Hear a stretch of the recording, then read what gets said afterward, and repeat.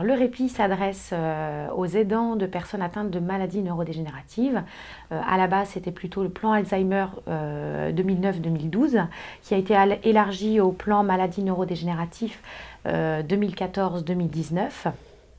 Donc, Parkinson, maladie d'Alzheimer et maladies apparentées, sclérose en plaques principalement. Qui fréquente le répit? Alors le profil, ça va être principalement des couples aidants-aidés. Alors quand je parle de couple, ça va être conjoint-conjointe. Âgés, je dirais, entre 75 et 85 ans.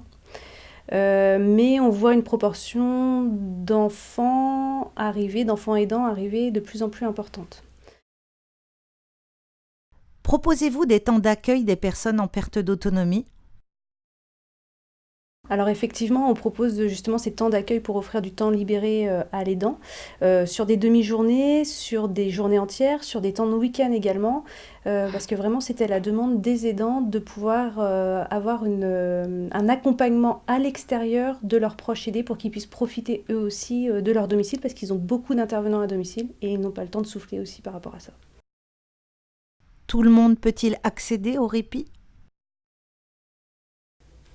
On essaye de maintenir des coûts, un tarif raisonnable dans l'objectif de l'offrir à un maximum de personnes.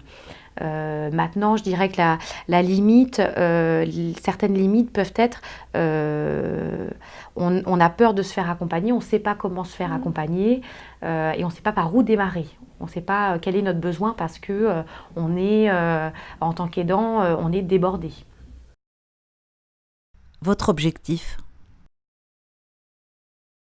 Pour moi, la première chose importante, c'est de pouvoir respecter le projet de vie en fait du couple et de chacun.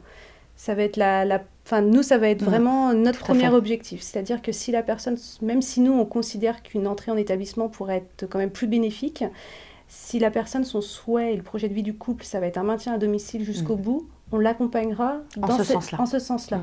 En proposant divers temps, alors ça peut être du soutien psychologique ou des temps d'accueil, mais toujours dans l'objectif du projet de vie de la personne.